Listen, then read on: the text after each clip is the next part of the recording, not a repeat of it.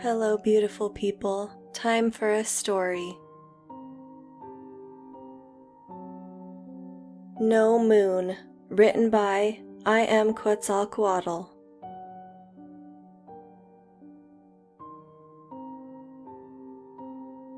No moon. But you promised! Kristen's words lilt down into the type of disappointment that congeals the air between us. She is holding the freshly opened second bottle of her wine at her side, and I feel like such an asshole. I'd promised her I wouldn't work this weekend, our first weekend away as a couple in 6 years, but one email from my boss and my spine turns to cotton. I worked so hard to get this job. I dogged that law firm for years and years, and now that I was finally a clerk, I tested the resolve of Kristen's support on a weekly basis. We haven't even been here for 4 hours, she continued, shoulders drooping. And you're going to run off and work already? Jesus, I thought you'd at least wait till tomorrow before I did my job? I finished her sentence, making everything worse the way that only my dumb mouth can. You promised. Her lips close into a tightly clenched, thin line, and I know she's right. I promised, and now I'm breaking the promise. I changed tactics.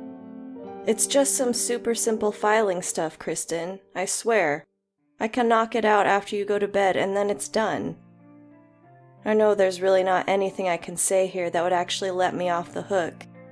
This is just a plank I'm going to have to walk, so I say what I should have said first. I'm sorry. I'm really sorry. I know this is shitty of me, and I don't even want to do it. But I don't get to say no right now. Not to my boss.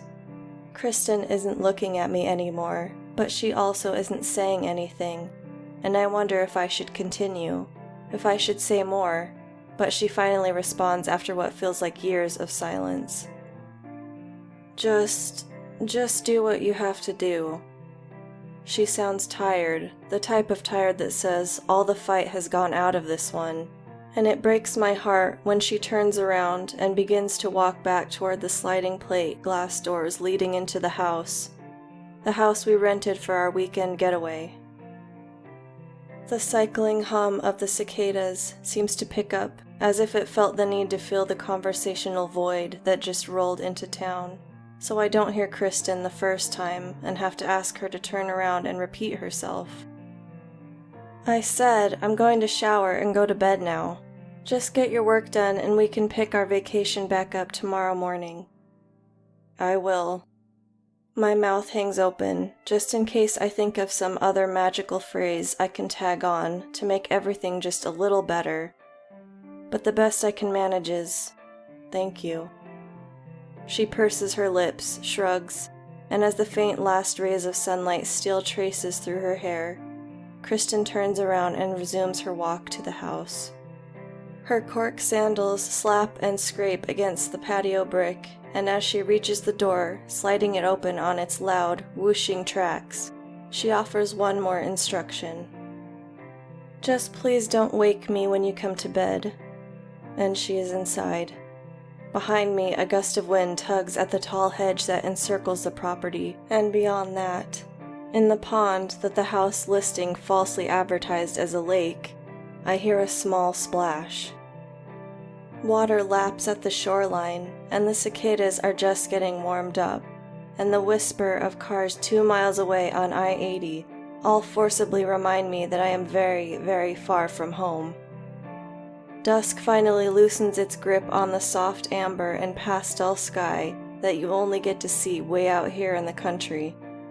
And I don't even notice just how dark it's gotten until Kristen flips on the upstairs bedroom light, and the backyard gets washed in its still, yellow haze.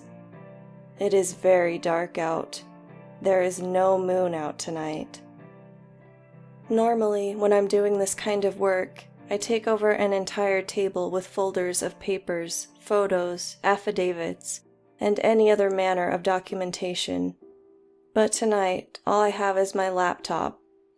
And that's why I won't be able to knock this out in a reasonable manner of time.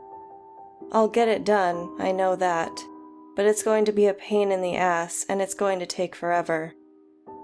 I say a quick swear for my boss, count my blessings, and get to work. Sometime around 10:30, I hear the shower turn off upstairs, and Kristen's not-so-sober footsteps rap against the hardwood floors until the bedroom door closes and the house becomes a mausoleum. I keep a single lamp on in the corner, half lit, and work away on the couch, vacillating between resting my computer on my legs and on the coffee table in front of me. It's too low, and I have to arch my back in a way that is sure to be coaxing a mighty hump in my spine, but it keeps me awake while my body finishes metabolizing the last of the wine in my otherwise empty stomach.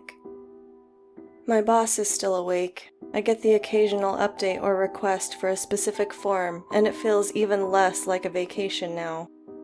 More like a severely handicapped day at the office where instead of free coffee and bagels, I am incentivized with bleeding corneas and a lack of sex. The night ticks on. It's 12 past midnight, no end in sight for the duties at hand. But I'm stumbling into either a second wind or a fugue state, and Kristen is so deeply asleep that the guilt of working on our vacation fades substantially. This doesn't feel so wrong. This doesn't feel any different than staying awake to read while your partner is sawing logs on the bed next to you. When Kristen wakes up and this is all done, all it will have actually cost me is a night of sleep, and the wrecking ball pangs of stress that prompted this whole episode will be little more than a distant memory, a faint creak in the floorboards upstairs, a tink. What the fuck was that? I set my laptop on the coffee table and stood up. The lack of blood in my ass becomes annoyingly obvious, and my knees ache as they contort back into place. Not clicking back into place, but not far from it. I sit down too much. I need to start exercising. What the fuck was that? I look over at the sliding glass doors, ready to see a spiderweb of cracking glass, but when I lift my head, I am met with opaque black planes standing sentry on the far wall of the room, and the lamplight transmutes them from windows to mirrors, where I stare back at myself, like an idiot. There's too much light in here and too little out there. There's no moon. I walk over to the door, cup my hands around my face, and peer out. Faint outlines of the patio furniture, and what I know is the hedge, but wouldn't be able to guess at if I had not already seen it in proper daylight, ghost themselves against my own stubborn reflection. I stare harder, willing my pupils to dilate and reveal more of the backyard. But the longer I stare, the less I see. The patio's spectral vigils diffuse slowly into the black backdrop of my own reflection, and I turn my attention instead back to the room behind me. The lamp and its harsh blue LED bulbs put cigarettes out in my eyes, and when I squeeze my eyelids shut, I hear it again. Tink! It takes a fraction of a second to whip my head, and I'm surprised I don't sever my spine with the fervor, because what I just heard, I am sure of it now, was something small and hard clacking against the glass of the sliding door. I don't want to take my eyes off the backyard, regardless of the fact that none of it is actually visible to me, but I do, and I find the locking latch on the door. It makes a Richter triggering thump when it snaps into a locking position, but when that same sound fails to echo in the house or shake any china from the kitchen shelves, I know I'm being dramatic. Silence rings from the glass doors, mocks me, and when I sit back down at my laptop, I am a humbled man. It's just the house settling, cool night air. Professor Me is probably right, and I pull my laptop back onto my knees. 2 new emails from my boss. The date a witness met with a composite artist differs on 2 accounts, and the make and model of a car they claim to have seen has changed since their original statement. I start searching through my computer for the old statements, and as I do, the lamp in the corner turns to daggers again, and the light stirs a deep and misplaced agitation in me. I set my laptop back on the table like I want the lamp to see, and I get up and walk across to the corner of the room to switch it off. A big circular bakelite knob sits halfway up its stalk, a stark relic against the viciously modern LED bulbs that seem to scream instead of glow. Something old, something new, something screaming, something tink. My hand, still hovering the better part of an inch from the worn brown lamp switch, freezes. There is a jagged ringing still hanging in my ears as the glass sings lightly. One liquid movement of my neck, a near gyroscopic separation from the rest of my body, and I was in a stare-down with the glass doors. My fingers closed down, looking for a bakelite knob that was still too far away, and when they find nothing, my arm spasms and jerks forward. The lamp rocks on its small base as my hand knocks into it, but I still do not take my eyes off the door. I finally manage to wrap my fingers around the thin, teetering post of the lamp, aided by my reflection, and here I freeze again. If there is something, no, someone outside, then right now they can see me, but I cannot see them. I should switch off the light. I should expose them. I could even chase them. I could what? The options never get the chance to be laid out on the table, because now I am too afraid to turn the big, round knob on the lamp, the knob that will cut the current going to one harsh blue LED bulb that now feels safe, safer than the dark anyway. If I switch off that light and my reflection is replaced with the silhouette of, I'm not sure, what would I do? The door is locked, Kristen is asleep, and if there is a knife in the kitchen, I'm positive that I couldn't find it on the first guess. But for now, as long as this light is on, the moment is stuck in suspended animation, and there is no first move to be made. Click. I switch off the light. The ghosts of the patio furniture are full-body apparitions now, stony and cold, and I wait. I wait for movement, for another sound, for anything aside from the nothing, but nothing is all that happens, and I take increasingly ginger steps across the matted blue carpet towards the door. I log the silence for a moment, glance back out at the still-in backyard, and then back to the room. All I can see is my laptop and the achingly loud light that flows from the screen and embosses the sofa. I contemplate turning the lamp back on because I suddenly do not like how dark this all feels, and it must be an extension of that feeling that causes me so much unease at turning my back to the glass door. I have to turn back around. It is not a feeling of being watched, but a feeling of not being able to watch. The backyard is unchanged when I do, but that's not comfort, cold or otherwise. So I cut my hands around my eyes once more and press them to the glass. My breath fogs the window on the first glance, and I have to wipe it away with my sleeve and return, lungs tightened. This close to the door, I can hear the faint hum of the cicadas pelting against the siding. The patio furniture looks frigid in the starlight. There is no moon, and leaves furrowed in the hedgerow seem to flirt with movement. But it's only the soreness in my eyes stretching and pinching the world around me. I lean away from the window. My muscles are tired in a way that lets me know they will be sore later, and I place my hands on the small of my back to crack it when I hear it again. Tink! The noise easily rises above the sound of my spine adjusting, and before I can think otherwise, I'm back against the window, looking outside. I exhale and steel my lungs before pressing my face to the glass, but as soon as I do, have to inhale with a sharp and almost wheezing gasp, because something was moving in the hedge. Something was in the hedge or moving through it. Something was out there. Primally, I step back from the plate glass, and even now, most of a second later, the hedge flutters with the waning last signs of its disturbance, as if it is shivering.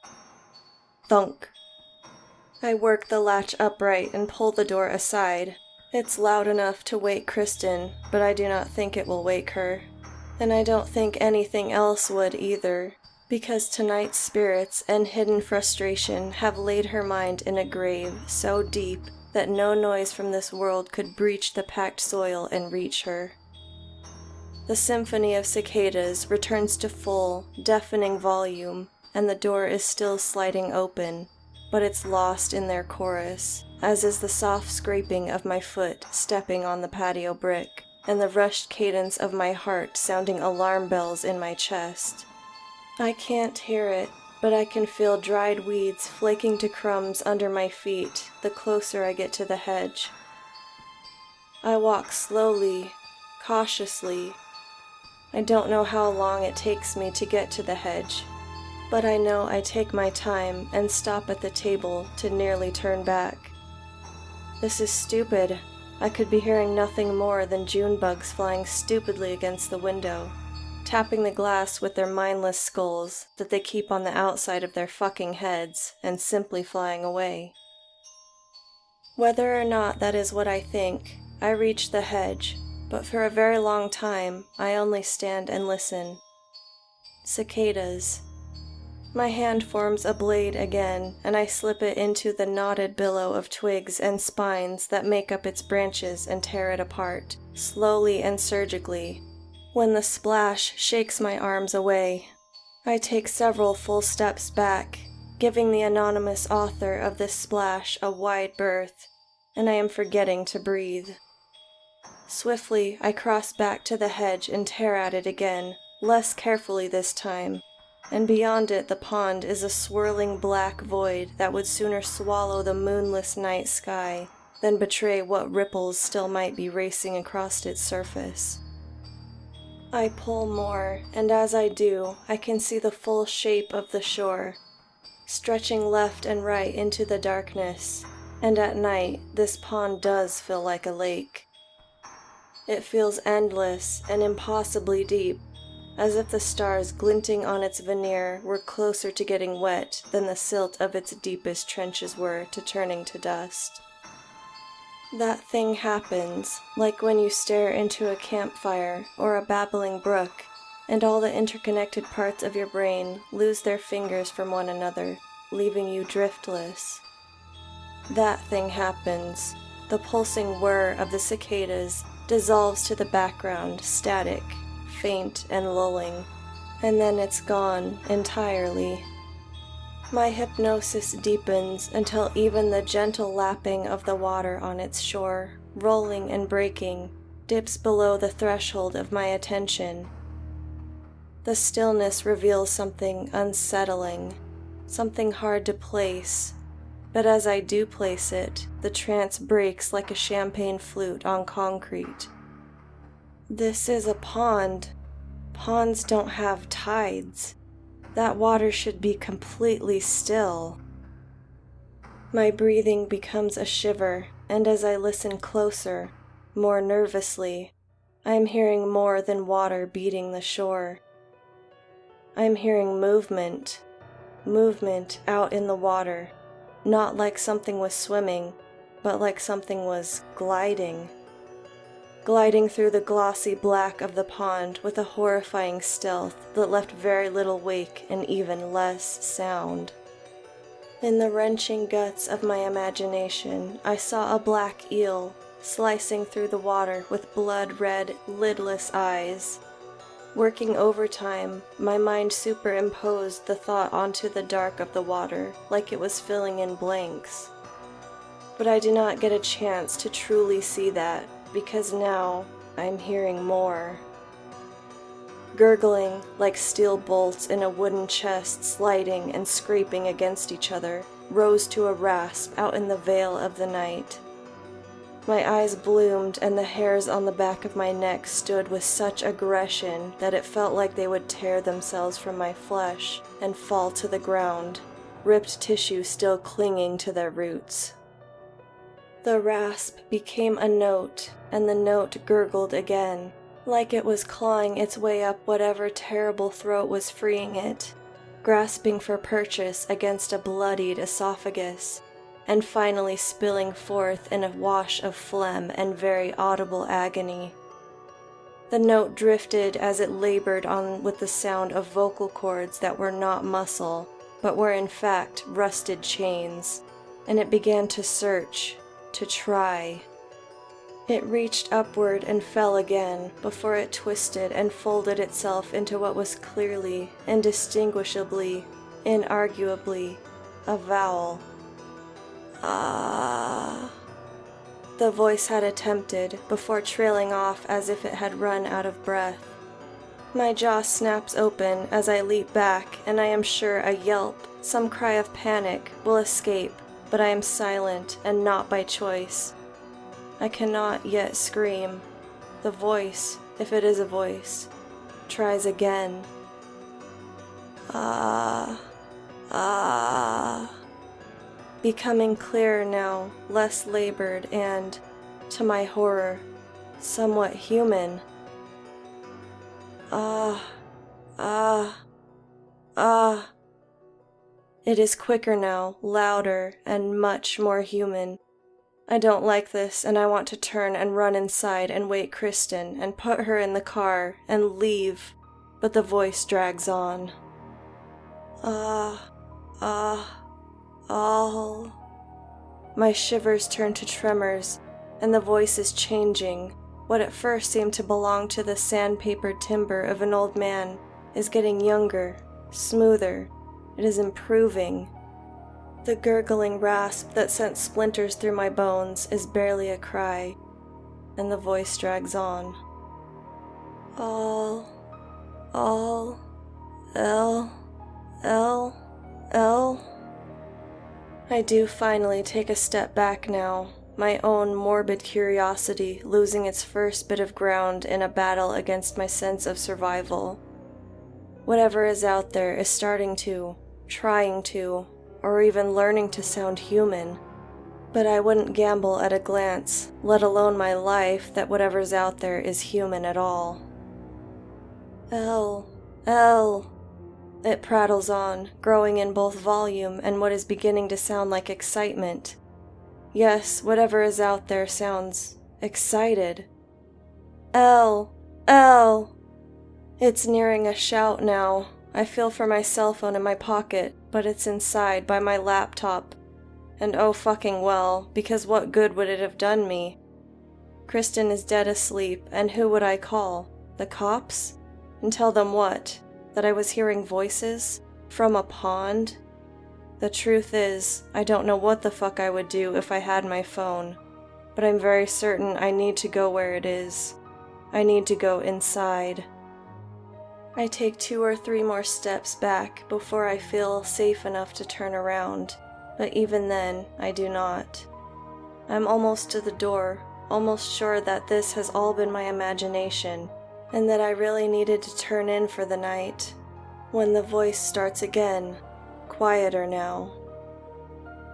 Hell. The H was raspy, clattering like its owner could not decipher precisely how to make the sound, but in 2 more passes it had learned. Hell. I reached behind me to open the glass door and found that I had not closed it. The ground beneath me was littered with jagged and piercing pebbles that bore into my bare feet, and had I more brain power to allocate to the sensation, I might have suspected that I had stepped on a piece of glass because the pain of this step surges up into my calf like fire. Hell, the voice insisted. No, my mind screamed. I purposefully overcompensate when I lift my feet behind me to step into the house, not wanting to trip on the ledge and find myself suddenly prone, unsure of what danger I was actually in, only sure that I was in some amount of danger. Both feet land on soft carpet, one after another, and I keep my eyes on the hedge as I extend my hand to find the sliding door. My fingers wrap around the angled handle, but before I begin to pull it shut, I hear the voice once more, crisp and calm. Help. The word is spoken, not asked, and the P is a confused plosive that spits water, as if the mouth of this creature dipped too low into the pool of obsidian it waded in, and spat as it croaked its haunting plea. Hello? I cry out before I can think not to, but it's too late. I want to shut the door now, more than I've ever wanted anything, but every fiber of me is begging, praying that this can all be explained, and so I step back out into the patio. Like an idiot. The rocks press into my surely bleeding feet, and I reach them behind me and scrape them against the lip of the doorway to clear them from the pits they have dug into me. They rock with pain again, and one is stuck, drilled into my foot. I aim to dig it out, but I am moving again. There is no response yet, and I'm to the table, and here I stop. Hello? Is someone out there? My words have very little to echo off of aside from the house behind me, and so my cry feels sterile, like I am on the moon, or at the very least, very utterly alone. But I am not alone. I take one more step, arriving at the hedge, and I want to ask again because I want this to be explainable.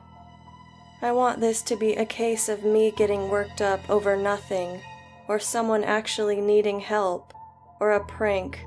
Oh God, I would be so happy if this were nothing but a prank. But that ship sails, and hope topples, because when I hear the voice again, it is my voice. It's my own voice, coming from not my body, and it's right now, talking to me. Hello. Not me says. The word is even, barely accented, foreign on the tongue of its speaker, and before that alone has time enough to break my resolve, I can hear the sound of water falling and breaking as whatever is just beyond the hedge, whatever is no more than 3 or 4 feet away from me, begins to stand up out of the water. Hello. It offers again, but I'm already running towards the door. More rocks dig into my feet and are carried with me into the house, where I pull the sliding door closed like there's a bear on the other side. I no more than have it locked. A bead of sweat breaks rank on my brow and slides down my nose, when the sharp and sudden tink of something hitting the plate glass causes my heart to stutter and spark painfully out of time. Tink, tink. 2 more projectiles collide against the door, and my mind goes to the pebbles on the patio. I double-check the lock, twisting the latch to the point of aching, trying to lock it harder, lock it more. There's another tink, followed by 2 more in quick succession, and when I look past the glass boundary in front of me, the hedge is morphing, stretching around something that is pushing its way through. Scrambling, nearly falling, I rush for the front door and find it's not locked either. How am I so fucking stupid? But I lock it and thank God that this door has a deadbolt I can use.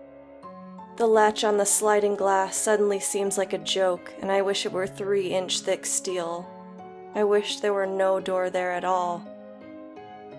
Tink, tink. The door in the living room is alight, and I want to run straight upstairs, but I have to get my phone. I have to call the police. Tink. It's right there by my computer, maybe 10 steps there and back. But the tinks are getting louder and closer together. The urge to yell and wake Kristen surfaces, but I'm too afraid to make a sound, to announce myself. My breath is a full shudder now, quaking and creaking in and out of my lungs in short blasts when I decide to turn the corner and make a run for it. I turn my head around the corner first, waiting for a lull in whatever is throwing rocks at my door like I was waiting for an enemy to reload. Tink, tink.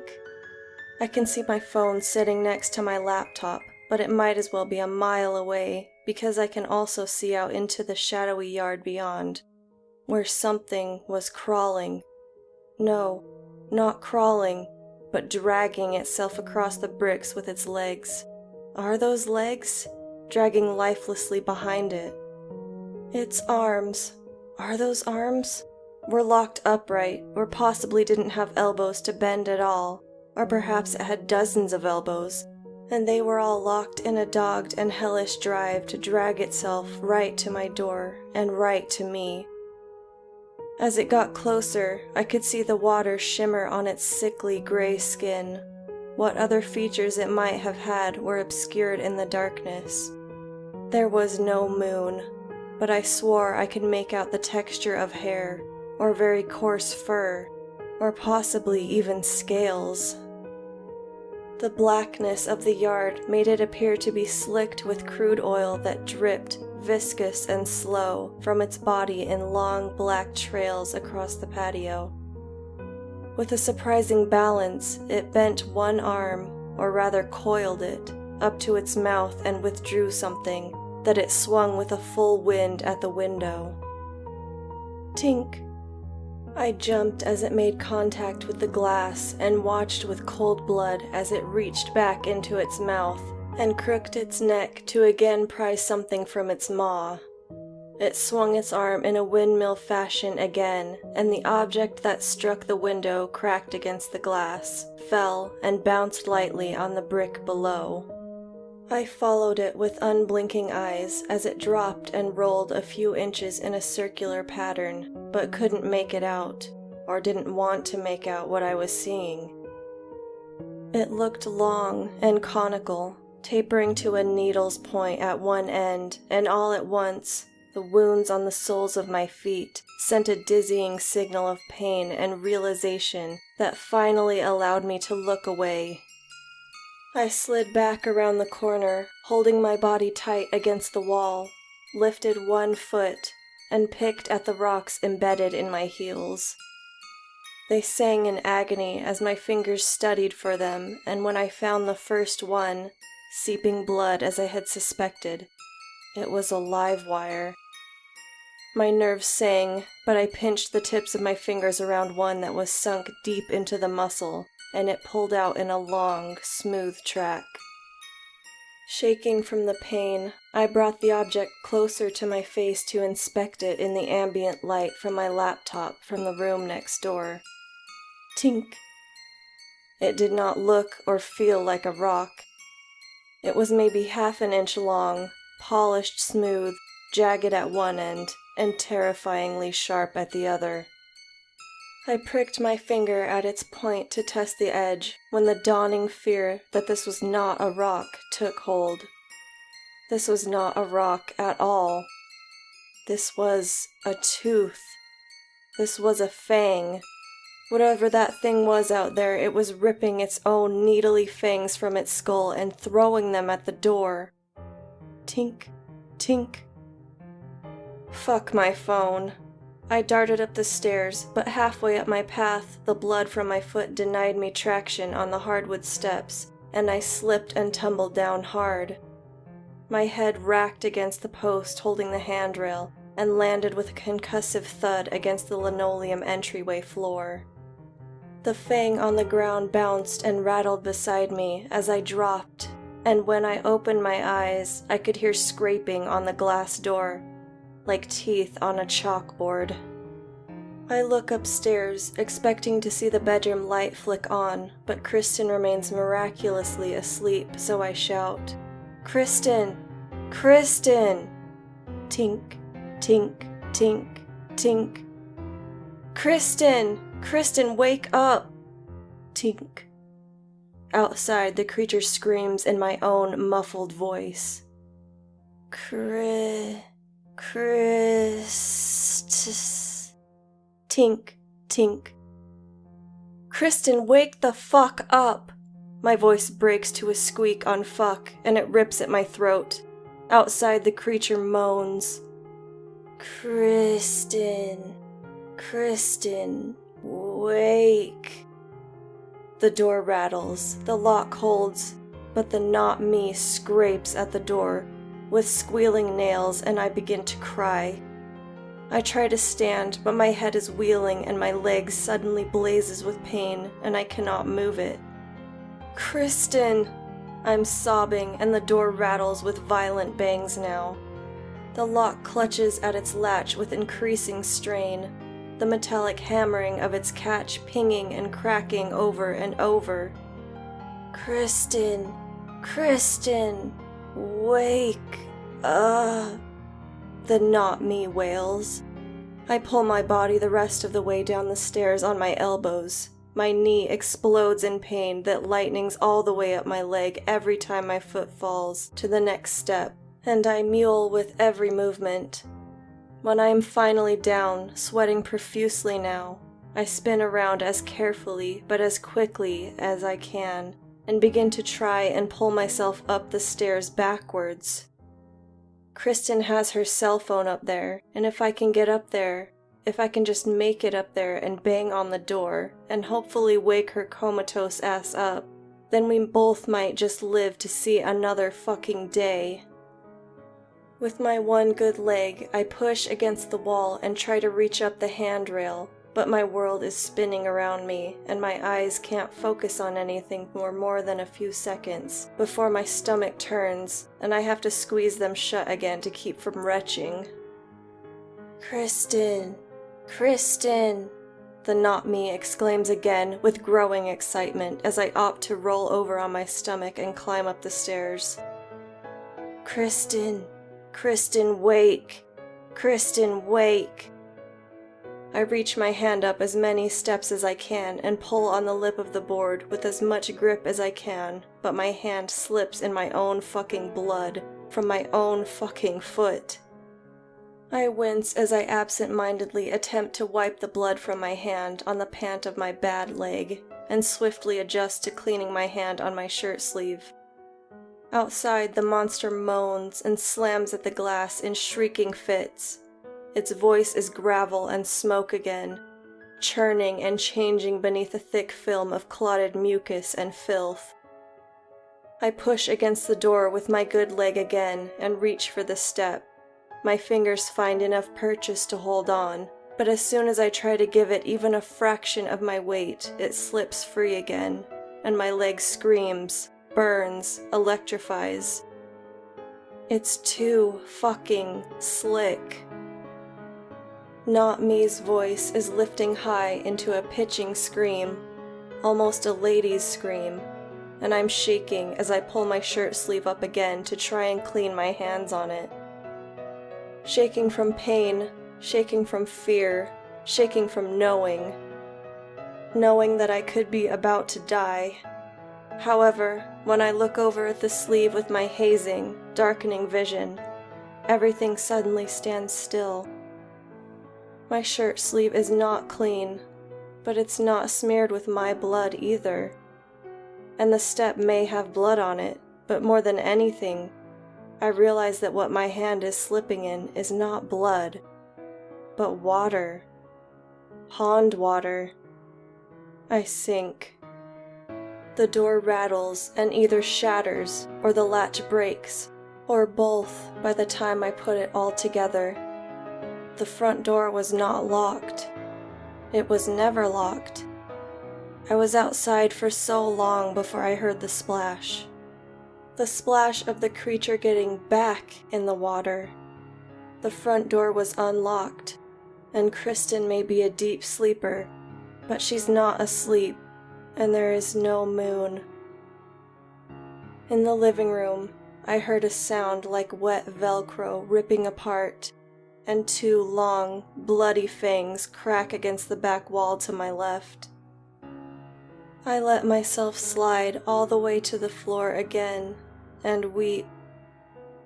The carpet squishes and cowls as the creature drags its sopping legs, and before it rounds the corner, it utters one perfect impression of Kristen as it says, in a dull, even mimic, Help.